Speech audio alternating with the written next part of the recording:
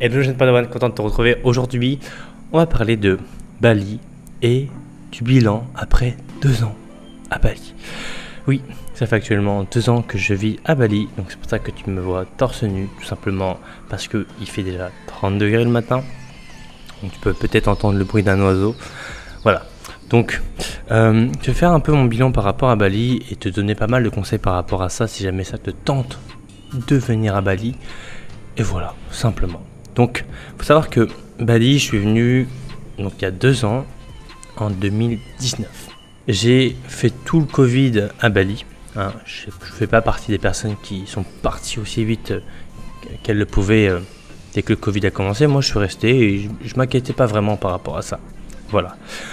Donc, finalement, je vais essayer de donner un peu les points positifs et les points négatifs. On va commencer un peu par les points positifs. Vraiment, ce qui est bien actuellement à Bali, pendant le Covid en tout cas maintenant, c'est que c'est possible de voyager à l'intérieur du pays très facilement.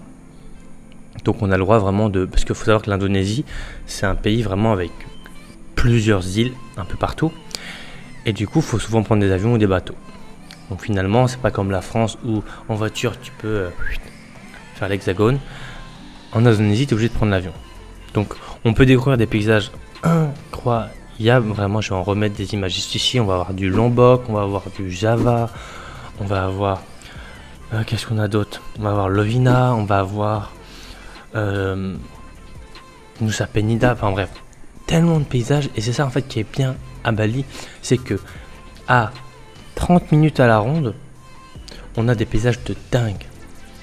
Des paysages de dingue qui se ressourcent. On a vraiment l'impression en fait de changer de pays.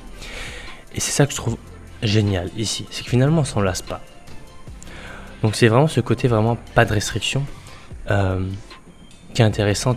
En tout cas à Bali, hein, j'ai fait tout le Covid ici et vraiment on l'a pas senti passer. Hein. À Bali, les gens s'en foutent un peu du Covid. On est vraiment dans une bulle hermétique. Moi je regarde pas les infos donc je sais pas ce qui se passe. Mais nous il fait beau toute la journée, on surfe. On mange bien, enfin finalement tout se passe bien.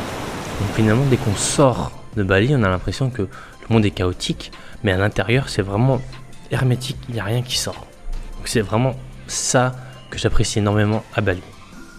Ensuite, ce qui est bien en point positif à Bali, c'est vraiment les gens. Les Balinais sont très souriants, très serviables. En fait finalement c'est dans leur culture d'aider les autres, et que si jamais tu tombes en panne, il y a quelqu'un qui va t'aider, qui va t'expliquer alors que tu le connais même pas, il va t'aider. En France, tu tombes en panne, personne va t'aider parce que tout le monde est préoccupé par sa propre personne.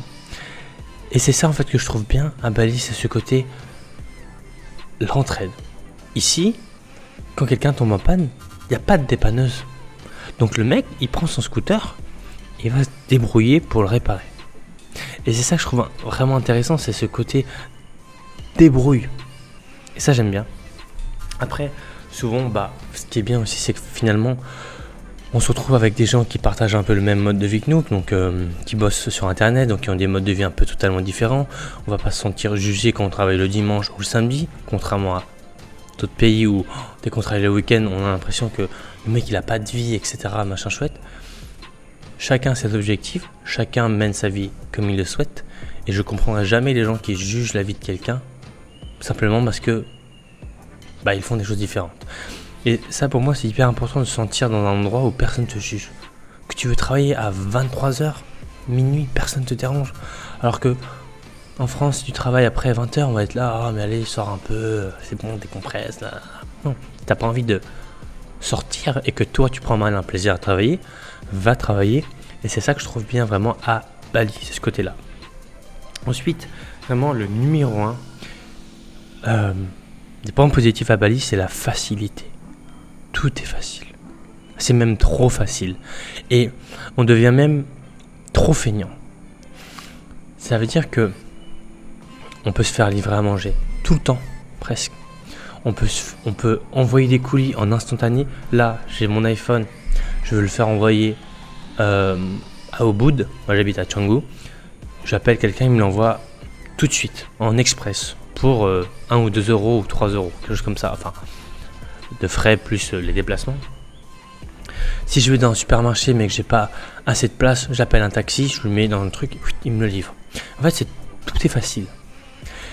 Quand je vais aller à la salle de sport, je suis à 5 minutes top chrono de ma salle de sport. Top chrono. Je suis à 5 minutes top chrono de la plage. Je suis à 1 à 5 minutes de tous les restaurants. Dans quel pays tu peux avoir autant de facilité? Et c'est vraiment ça qui, moi, me fait rester à Bali. Et ce que j'apprécie énormément, c'est ce côté, c'est trop facile. C'est beaucoup trop facile. Tu veux louer un scooter, tu veux louer une voiture, tu veux partir en excursion, t'appelles quelqu'un, tu le payes, c'est parti. Et ça, c'est juste magnifique. T'as même pas besoin de te préoccuper à où est-ce que tu vas garer ton scooter. Tu le gares, t'as des places un peu partout, et voilà. Il n'y a pas de trafic, enfin pas de bouchon, en tout cas pour l'instant, à part si tu prends la route principale. Mais en tout cas à Canggu, il n'y a pas de trafic. Donc finalement, tu perds 0 temps dans les transports. Et ça, je trouve juste incroyable. Donc, ça pour moi, c'est vraiment ce qui me fait rester à Bali, c'est ça, ce sentiment aussi de sécurité. On sent que les Baliniers ne sont pas là pour te voler. On sent que eux, ce qui les intéresse, c'est juste de bien rigoler, passer un bon moment, et voilà. Beaucoup de Baliniers n'ont pas forcément de perspective d'avenir. Ils ne se disent pas, comme nous, ouais, je vais fonder une famille, et je vais avoir une maison, après je vais investir dans l'immobilier, etc. Non, la plupart des Baliniers, ils veulent juste manger convenablement, faire leur cérémonie, cultiver leur riz, manger, sortir un peu, se poser sur une estrade, rigoler, marcher sur la plage, et voilà. Et ils sont contents. Et c'est ça que moi je trouve génial, c'est ce côté-là de simplicité. Et on sent vraiment qu'ils ne sont pas jaloux des étrangers. Et que, alors oui, il y a un peu de vol, mais ça reste très loin de ce que je pouvais avoir en France. Moi, j'avais constamment peur qu'on me vole ma voiture, qu'on me vole ma moto. Donc c'est pour ça que je roulais en Peugeot 206 bleu ciel. Je l'avais acheté exprès pour pas qu'on me la vole. Parce que je me suis dit, le mec, il va pas voler une Peugeot 206 bleu ciel. Ensuite, quand j'étais avec ma moto à Paris, je me mettais un canard qui était gros comme ça, qui me coûtait 100 €, qui faisait au moins 5 kilos. Je crois, de mémoire 5 kilos, parce que j'avais peur qu'on me la vole. Ici, je peux même laisser la clé dessus, on va pas me la voler. Alors maintenant, il y a un peu plus de vol, parce que oui, bah les gens ont plus d'argent, ce qui est normal, mais c'est très loin d'être pas safe du tout. Donc après, oui, il y a des principes de base, mais voilà. Pourquoi moi j'aime particulièrement Bali, c'est vraiment ce côté sécuritaire, pour moi qui est une des choses les plus importantes que je recherche dans un pays, c'est d'être safe et qu'on me dérange pas. Je veux pas qu'on m'emmerde, de gens qui crient pour rien, de voir des gens qui volent, de voir des gens qui fraudent, de voir cet état d'esprit de toujours essayer de voler des choses. Enfin, c'est ça que moi je veux plus, et c'est pour ça que je suis là. Ensuite, en côté négatif, parce que oui, forcément il y a des côtés négatifs à Bali, on va voir le côté très sale. C'est assez sale, pas se mentir. Ils ont un côté par rapport à la gestion de la propreté qui est pas au top.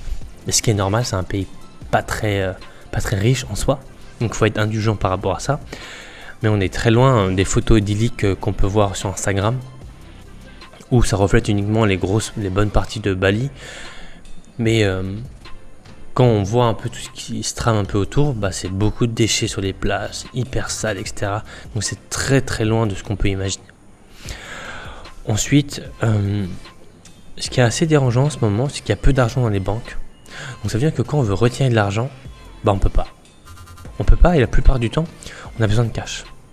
Donc du coup, on se retrouve avec des guichets qui sont totalement vides.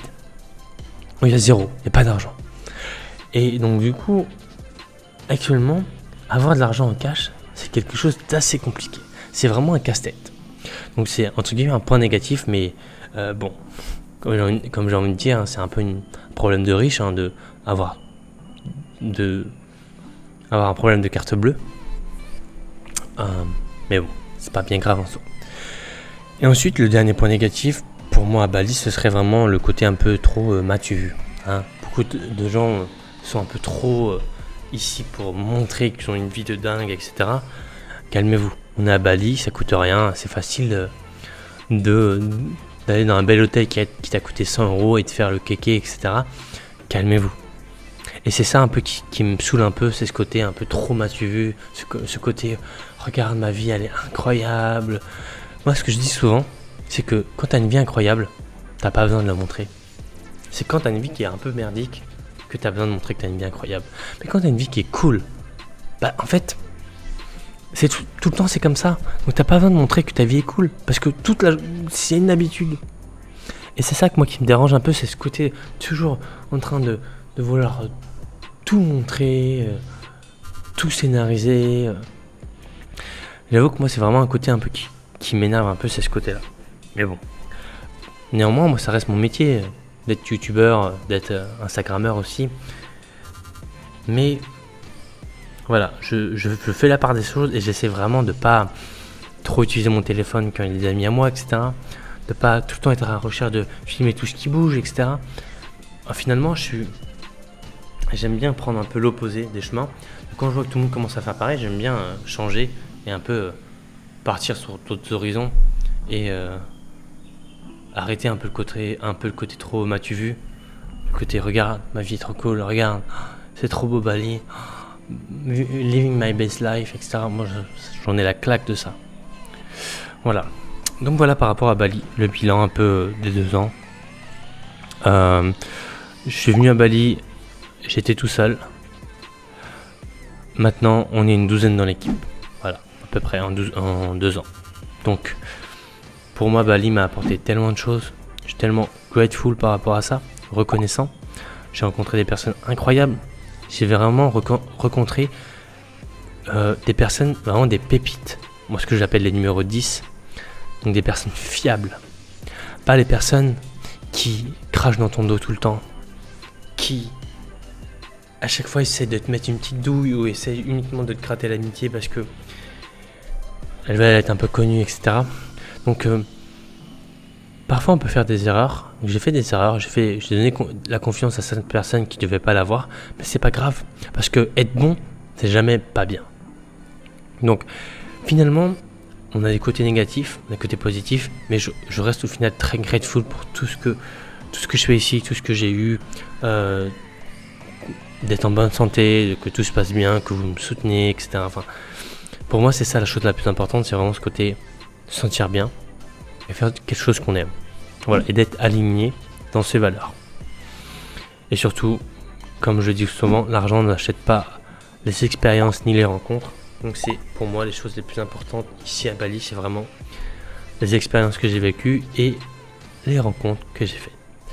Voilà pour mon petit bilan de Bali. J'espère que ça t'a plu. Si tu as des questions, n'hésite pas à me le poser dans les commentaires, bien entendu, et je me ferai un plaisir de te répondre. Allez, je te dis à bientôt. D'ici là, porte-toi bien. Ciao, ciao.